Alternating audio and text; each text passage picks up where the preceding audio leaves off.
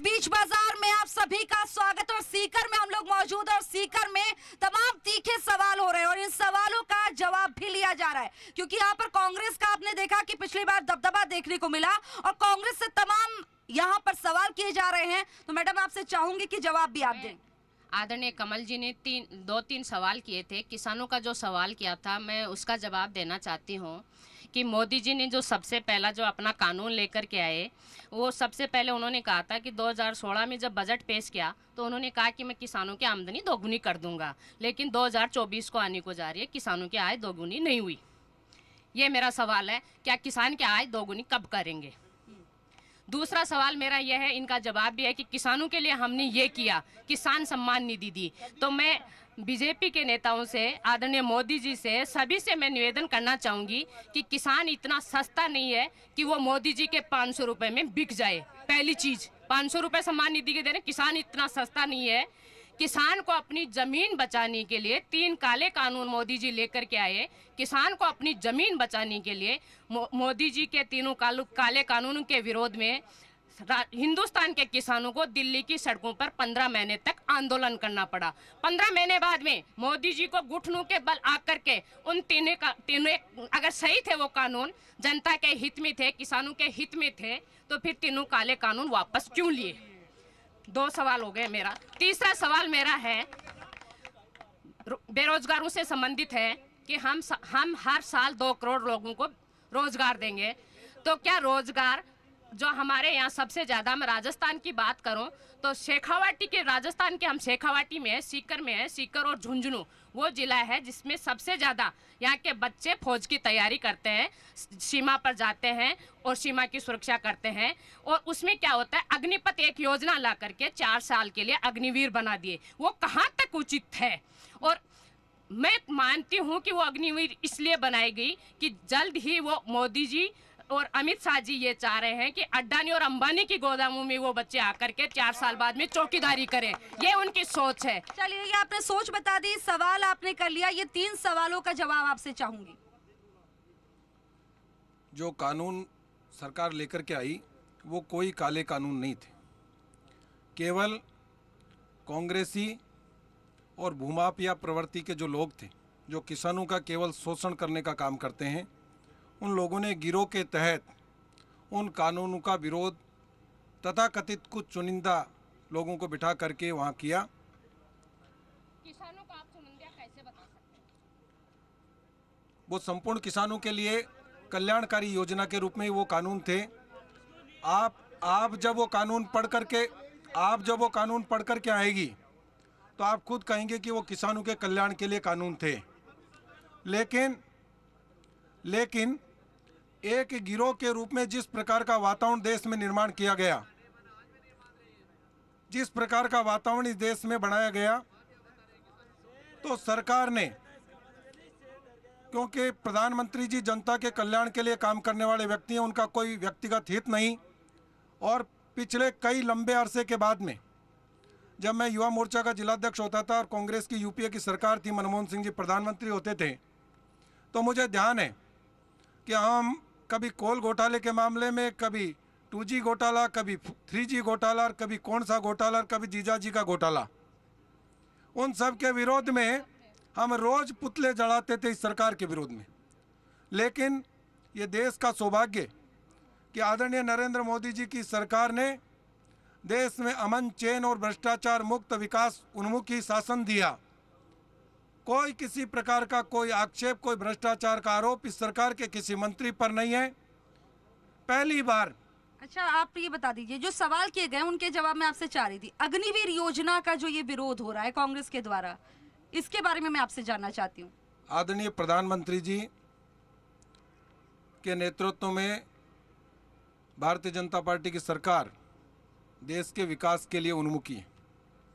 1986 के बाद में, बहुत लंबे अरसे के बाद में, जबकि जरूरत थी सारे विकासशील देश, विकसित देश की ओर बढ़ने की ओर अग्रसर हो रहे थे, उस दौर में जाकर के इन्होंने नई शिक्षा नीति ला करके और स्किल डेवलपमेंट जैसा एक नया मंत्रालय खोल करके हमारे युवाओं को नया स्किल दे करके उनको रोजगार उन्मुखी बना करके देश को आगे बढ़ाने का काम किया और युवाओं को रोजगार देने का काम किया। उसी कड़ी में देश की सुरक्षा युवा रोजगार कैसे हो सकती है? अब बता रहा हूँ आपको। उसी कड़ी में अग्निवीर योजना भारत सरकार लेकर के आई और उससे उन लोगों को ट्रेंड होने का अनुभव मिलेगा और उसमें से जो योग्य व्यक्ति होंगे वो तो देश की सेना में जाएंगे और जिसने अग्निवीर के रूप में काम कर लिया देश की सेना के साथ में जुड़ कर के, वो निश्चित रूप से विविध क्षेत्रों में बड़े अनुशासन के साथ में एक स्किल के रूप में जा कर के वो विविध क्षेत्रों में काम करेगा। ये तो युवाओं को ज़्यादा से ज़्यादा जोड़ करके, उनको स्किल दे करके, उनको ट्रेंड करके और उनको अनुशासित बना करके रोजगारों के लिए अग्रसर करने की योजना है। युवाओं के कल्याणकारी योजना है। कांग्रेस के लोगों का काम केवल और केवल गुमराह करके और इस देश के युवाओं को, बेरोजगारों को, किसानों को, महिलाओं को ठगने का काम करने वालों का काम है। इसलिए केवल गुमराह करने का काम कर रहे हैं और अग्निवीर योजना इस देश के हित की योजना है, युवाओं के हित की योजना है। चलिए देखिए कि यहाँ पर बात हो रही है कि अग्निवीर योजना। मैम आपके पास आएंगे, आपने सवाल किया, जवाब ले लिया गया, लेकिन अभी जनता के भी कई सारे सवाल हैं। तो आपने सुना कि किस तरह से यहाँ पर आरोप प्रत्यारोप लग रहे हैं, लेकिन इस बीच सीकर का कितना विकास हुआ। और इस बीच जो है हिमाद्री, आपसे चाहूंगी कि यहाँ जो तमाम लोग मौजूद हैं उनसे सीधा ये सवाल किया जाए कि जब आप वोट देंगे तो आपके जहन में क्या कुछ रहने वाला है, कौन से मुद्दे होंगे? बिल्कुल, देखिए सीकर के विकास की बात करते हैं तो ये बेहद अहम हो जाता है कि किसानों का कितना विकास हुआ, डेवलपमेंट कितना, क्या कुछ हुआ, तो वो जानना इम्पोर्टेंट है। तो सर सबसे पहले आपसे जानना चाहूंगी कि देखिए माइलेज तो बीजेपी के पास भी था, सांसद उनके रहे हैं, ऐसे में विकास को कहाँ तक देखते हैं? देखो, विकास किसानों का तो हुआ नहीं है, कांग्रेस सरकार के मंत्रियों का जरूर हो गया है, क्योंकि जो इन्होंने सिर्फ भ्रष्टाचार के अलावा कुछ नहीं किया है। कांग्रेस के राज में हर जगह लूट मची हुई है और सारी जनता त्रयमाम हो रही है। हमारे यहाँ पड़ोस में लक्ष्मणगढ़ है, वहाँ टोडासरा जी आते हैं जो पहले यहाँ पे शिक्षा मंत्री थे। वो इतने बच्चों के, सारे बच्चे उनसे इतने पीड़ित है, उनके यहाँ पे हमने 50 बार धरना दिया है। अगर जो चोरी करता है उसी के घर पे ईडी जाती है और जो चोरी करता है उसी के घर पे पुलिस जाती है। जो साहूकार होता है उसके घर पे ना ईडी को जाना पड़ता है ना पुलिस को जाना पड़ता है। बिल्कुल। तो यहाँ भी जानना चाहूंगी कि इस बार अगर आप कोशिश कर रहे हैं सत्ता में आने की, क्या कुछ रोड मैप रहेगा, क्या एजेंडा रहेगा? देखिए, एजेंडा तो कोई इनकी नाकामियां कोई एक दो हो तो गिनाई नहीं, ये हर मामले में ये फेल है।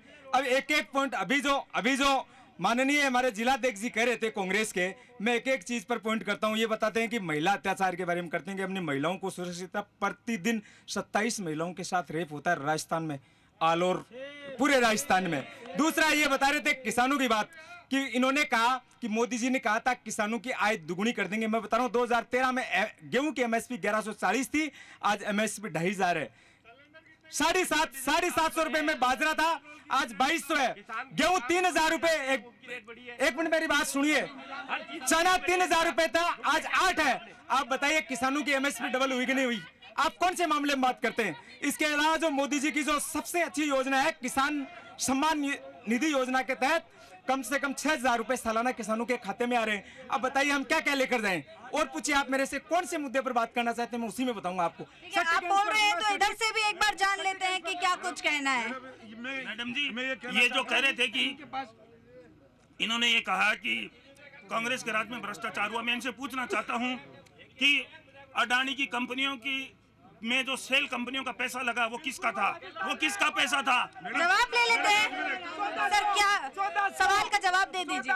सवाल क्या है आपका? ईडी की बात चल रही, अडानी की बात यहाँ पर चल रही है। अडानी तो भारतीय जनता पार्टी का एक तरीके से मालिक है, उसी के आधार पे उन्हीं के द्वारा दिए गए पैसों से ये केंद्र सरकार। जी सर, 25,000 बीघा जमीन राजस्थान के गरीब किसानों के अडानी को दे दी, राजस्थान सरकार ने दे दी, राजस्थान सरकार ने। किस मुंह से अडानी की बात करते हैं? किस मुंह से बात कर रहे हैं? और भी लोग यहाँ पर हमारे साथ हैं। 2 लोगों की बढ़ोतरी हुई है, अडानी और 25,000 बीघा जमीन राजस्थान सरकार की जमीन, राजस्थान सरकार के मुख्यमंत्री अशोक गहलोत ने अडानी की कंपनी को दिए सोलर प्लांट लगाने के लिए। 25,000 बीघा बताए मैं, हाँ 25,000 बीघा जमीन दी है और कुछ जमीन कुछ प्रोसेस में भी चल रही है। देखिए, जब हम किसानों की बात करते हैं तो एक और चीज बहुत ही महत्वपूर्ण हो जाती है, वो है पानी की स्थिति।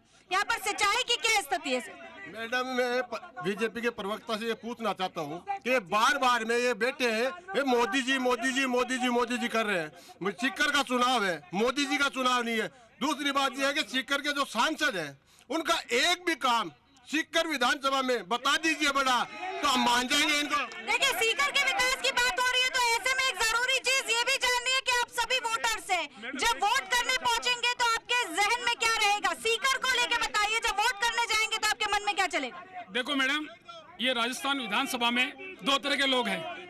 एक तरह के वो लोग हैं जो लिबास, एक तरह के वो लोग हैं जो पानी से नहाते हैं, दूसरे तरह के वो लोग हैं जो पसीने से नहाते हैं। जो वर्तमान सरकार है वो पसीने से नहाती है, जो पसीने से नहाता है वो इतिहास बदलता है, और जो पानी से नहाता है वो लिबास बदलता है। ये लोग अब सिर्फ लिबास बदलने वाले हैं। इन लोगों ने विकास के नाम पे कुछ नहीं किया। इन्होंने देश को जो वर्गों का आपस में बांटने का काम किया, जबकि कांग्रेस सरकार है वो देश को जोड़ने का काम किया है। और सर, इस बार सत्ता में आने के लिए क्या एजेंडा रहेगा? किस एजेंडे पे काम करेंगे कि लोग आपको चुने और फिर से सत्ता में लाए? सत्ता में आने का एजेंडा हमारा क्लियर है कि ये जो भ्रष्टाचारी सरकार है, ये जो बेनकाब हो चुकी है, राजस्थान की भारतीय जनता पार्टी ने मजबूत विपक्ष की भूमिका निभाते हुए यहाँ जो पेपर लीक का मामला हुआ उसको पूरे राजस्थान के अंदर उठाने का काम किया, और यहाँ नाथी के भाड़े के रूप में जो भी भ्रष्टाचार किया उनको एक एक करके एक्सपोज करने का काम किया। सचिवालय के अंदर जो सोना निकला उन सबको भारतीय जनता पार्टी जिस प्रकार से उठाया, इनको एक्सपोज हो गए हैं, जनता के सामने आ चुके हैं।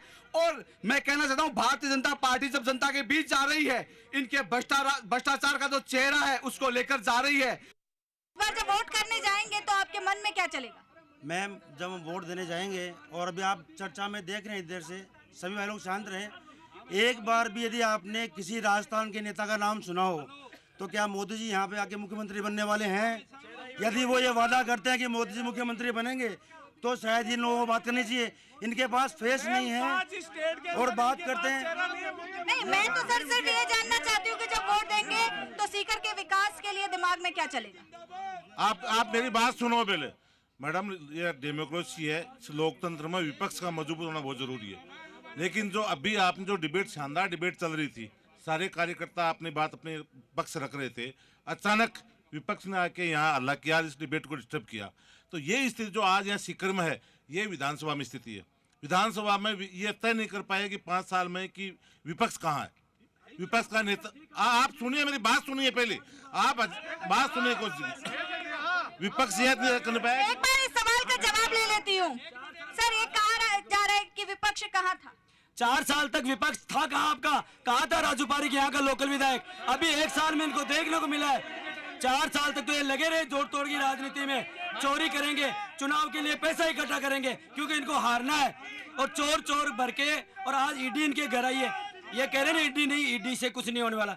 ये जो भी अपने आप को ईमानदार बता रहे थे ना, मोस्ट ईमानदार जो थे वो तीनों के तीनों दिल्ली वाले जेल में हैं। और मैं ये कह रहा हूँ कि भारतीय जनता पार्टी की सरकार बनते ही अगर यहाँ के चोर जेल में नहीं चले जाए तो हमारा नाम बदल देना आप।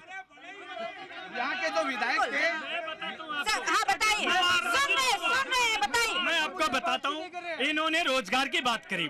मैं कह रहा हूँ, आज राजस्थान की सबसे स्क्रिप्ट जो न्यूज़पेपर चलती है किसी भी एजेंसी का, आप उसको उठा करके देखिए। राजस्थान की एक सिंगल भर्ती, राजस्थान की एक सिंगल भर्ती रोजगार के साधन उपलब्ध कराए, युवाओं को रोजगार दिया है। राजस्थान में मुख्यमंत्री का कोई चेहरा नहीं है। राजस्थान में, मध्य प्रदेश में लीक पेपर हुए, राजस्थान में जो पेपर लीक हुए उनको 200 लोगों को जेल के पीछे डाला है। इनके पास राजस्थान अशोक गहलोत सरकार के पास कोई काम बचा नहीं है। हम विकास की बात करेंगे तो 6 महीने लग जाएंगे विकास को बताते इनके पास कोई मुद्दा नहीं है। भ्रष्टाचार तो हुआ, ये तो मान ही रहे ना, तभी तो जेल में जाना पड़ेगा। यहाँ के 4 साल के अंदर सीकर के जो विधायक थे, हर किसी को ध्यान है कि वो निराशा में डूबे के और घर बैठे रहते थे। आपने देखा कि यहाँ पर माहौल जो है वो नजर आया, और ऐसे में पक्ष और विपक्ष के आरोप प्रत्यारोप सभी जारी है। और ऐसे में जानना अब ये जरूरी है कि सीकर की जनता पक्ष और विपक्ष पे वोट देगी या विकास के नाम पर वोट देगी। तो ऐसे में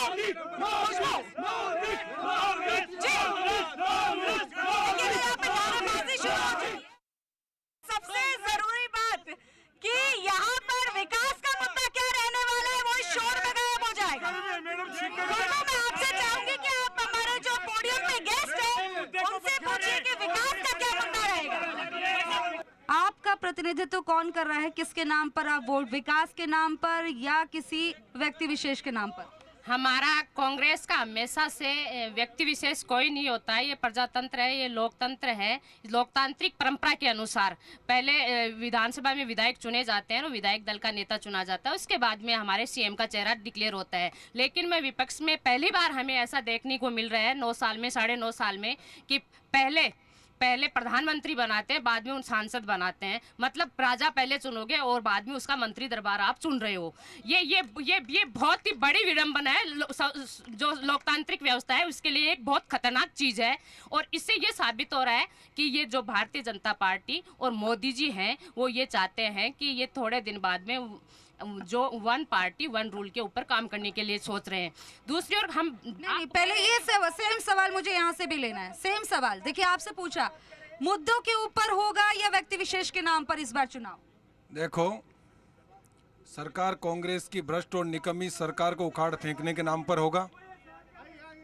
रही बात, और प्रदेश की जनता को स्पष्ट दिखाई दे रहा है कि एक तरफ कांग्रेस की इस पार्टी का जो नेतृत्व कर रहे हैं वो भ्रष्टाचार और ईडी और रीट की चीट के आरोप लगे हुए कांग्रेस के डोटासरा जी उस कांग्रेस का नेतृत्व कर रहे हैं। तो इसलिए आम जनता को, प्रदेश की जनता को और हमारे ज़िले की जनता को पता है कि इस युवाओं के साथ में, बेरोजगारों के साथ में और महिलाओं के साथ में और किसानों के साथ में धोखे करने वाली इस पार्टी का दोबारा हम अवसर नहीं देंगे। दूसरी तरफ भारतीय जनता पार्टी के प्रदेश अध्यक्ष आदरणीय सीपी जोशी जी बड़े ईमानदार, नेक और पारदर्शी व्यक्ति हैं। उन जब दोनों की तुलना करते हैं तो हमको लगता है, पूरे प्रदेश को लगता है कि एक तरफ ईमानदार व्यक्तित्व का धनी और दूसरी तरफ भ्रष्टाचार के आकंठ झेलता हुआ व्यक्ति है, जिसके ऊपर कभी ईडी की राडार है, कभी रीट की चीट के आरोप हैं। इसलिए भ्रष्टाचार को मिटाने के लिए प्रदेश के युवा, प्रदेश का किसान, प्रदेश की महिला, प्रदेश का आमजन वोट करेगा। इस भ्रष्टाचार रूपी सरकार को, महिला अत्याचारी रूपी सरकार को, किसान विरोधी सरकार को उखाड़ फेंकने के संकल्प के साथ में जिले में भी मतदान होगा और 8 की 8 सीटें हमारी भारतीय जनता पार्टी जीत करके आएगी। चलिए, ये जवाब मैं आपसे लूंगी। देखिए कि कांग्रेस पर भ्रष्टाचार का आरोप लग रहा है। कहा जा रहा है कि 8 की 8 सीट जो है सीकर की बीजेपी के पास होगी क्योंकि यहाँ पर भ्रष्टाचार पनपा है। क्या कहेंगे आप? मैं कहना चाहूँगी कि बीजेपी, भारतीय जनता पार्टी भ्रष्टाचार का आरोप लगा रही है और जिस नेता के ऊपर भारतीय जनता पार्टी पहले भ्रष्टाचारी कहती है और वही आदमी, वही नेता अगर बीजेपी में शामिल हो जाता है तो उनके पास वैसा गंगाजल है जिसके छींटे लगाते हैं, एक ऐसी वॉशिंग मशीन है और एक उच्च क्वालिटी का उनके पास वॉशिंग पाउडर है। वो बीजेपी में जाते ही भ्रष्टाचार मुक्त हो जाता है। उदाहरण बताऊँ, अजीत पवार जी। चलिए, देखिए आपसे मैं ये जवाब लेना चाहती हूँ कि देखिए कि जिस तरह से कांग्रेस का कहना है कि हमने महंगाई राहत कैंप लगाए, करोड़ों लोगों ने रजिस्ट्रेशन कराए, ये कांग्रेस का कहना है। साथ में उन्होंने कहा है कि right to health, right to education की बात कर दी और जो 7 गारंटी है उनकी बात कर दी। ओपीएस चिरंजीवी, क्या ये बीजेपी के सामने बड़ी चुनौती है? प्रदेश की जनता अच्छी तरह से जानती है कि जिस प्रकार से अब की बार तो ये गारंटियाँ देने का काम अशोक गहलोत जी करते हैं और पिछली बार इनके युवराज जो पूर्व राष्ट्रीय अध्यक्ष आदरणीय राहुल गांधी जी गारंटियां दे रहे थे। किसानों को गारंटी दे गए, किसान ठगा हुआ महसूस कर रहा है। महिलाओं को गारंटी दे गए, महिलाओं अत्याचार में करा रही है। बेरोजगारों को बेरोजगारी भत्ता और रोजगार की गारंटी दे गए। तो जिस प्रकार से ये लूट इस प्रदेश में मच रही है, जिस प्रकार से भर्ती घोटाले हो रहे हैं और बेरोजगारी भत्ते के नाम पर तो युवाओं के लट पड़ रहे हैं, इससे इस प्रकार से ये भ्रष्टाचारियों की सरकार है। चलिए, आप लोग सुन लीजिए, जब जवाब आ रहा है तो सुन लीजिए। आप लोगों से रिक्वेस्ट है कि अपने अपने सीट पर सेटल हो जाएं और जवाब सुन लीजिए। रिक्वेस्ट है आप लोगों से अपने अपने सीट पर बैठ जाएं, सेटल हो जाएं और जवाब सुनिए। और जिस प्रकार से कांग्रेस के पिछले घोषणा पत्र के अनुसार आम जनता ने इनको वोट दिया, वो जनता यह अच्छी तरह से जान चुकी है कि पिछले बार के वादे इनसे पूरे नहीं हुए। अब नई गारंटी वारंटी के चक्कर में आने वाली नहीं है। जनता ने पक्की गारंटी दे दी कि कांग्रेस को उखाड़ करके फेंकेंगे और इस प्रदेश में अमन, चैन और शांति का वातावरण बनाएंगे। प्रदेश को विकसित राज्यों की श्रेणी में लेकर जाने का काम करेंगे। जनता ने तय कर लिया, भारतीय जनता पार्टी की सरकार बनने वाली है। चलिए, आप तो कह रहे हैं भारतीय जनता पार्टी की सरकार बनने वाली है। लास्ट मैं क्वेश्चन आपसे लूंगी। आप मुख्यमंत्री अशोक गहलोत विजन 2030 की बात कर रहे हैं, उन्होंने लोगों से राय ली, लेकिन बीजेपी 2047 की बात करिए, केंद्र सरकार 2047 की, तो ये 2047 2030 की तो बात हो रही है। अभी जो चुनाव, उसमें क्या कुछ रहने वाला है? नहीं, मैं जो 2030 की और 2047 की जो बात कर रहे हैं, मैं एक चीज़ के माध्यम से मैं क्लियर करना चाहती हूँ। भारतीय जनता पार्टी तो महिलाओं को 33% आरक्षण, मोदी जी तो 33% आरक्षण देने की भी बात कर रहे हैं, लेकिन वो भी 10 साल बाद में देने की बात कर रहे हैं। अगर देना था तो आज देते, तो 2030 नज़दीक है, 2047 बहुत लेट है। आप भविष्य के सपने मत दे के आज में जीजिए कि आज हमारा कैसा है, उस आज को लेकर के चलिए। और बात रही कांग्रेस के पास मुद्दों की कांग्रेस के पास विकास का एक बहुत बड़ा मुद्दा है हमारे पास। हमने विकास किया है, डेवलपमेंट किया है राजस्थान का, और हर आदमी को हमने 10 महंगाई राहत में 10 गारंटियां दे करके हर आदमी को राहत दी है, और 7 गारंटियां हमारे जो और हैं वो 7 गारंटियां हम दे रहे हैं। आज गाय माता की बड़े जोर शोर से बात की जाती है कि गौ माता, लेकिन उस गौ माता की कोई सुध लेने वाला नहीं है। राजस्थान के मुख्यमंत्री अशोक जी गहलोत जी ने, कांग्रेस की सरकार ने उस गौ माता की सुध ली, और सुध लेते हुए कामधेनु बीमा योजना चालू की, और लंपी जैसी महामारी राजस्थान में आई। तो मैं मेरे जिले की बात करूं, आप आंकड़े उठाकर देख लीजिए भारतीय जनता पार्टी के लोगों से मैं कहना चाहती हूं, सीकर जिले में 3184 किसानों को 40,000 एक गाय का लंपी का मुआवजा मिला है। आप आंकड़े उठाकर देखिए। तो ये कुल मिलाकर जो है, बीजेपी हो कांग्रेस हो, दोनों ने कहा कि हमारा विकास का मुद्दा रहने वाला है, लेकिन जब 25 तारीख को जब जनता वोट करेगी तो उनके जहन में कौन से मुद्दे रहने वाले हैं, ये देखने वाली बात होगी, क्योंकि 3 दिसंबर को नतीजे भी आ जाएंगे जब काउंटिंग होगी। बहस बीच बाजार में मैं इतना ही। आप देखते रहिए जी राजस्थान। नमस्कार।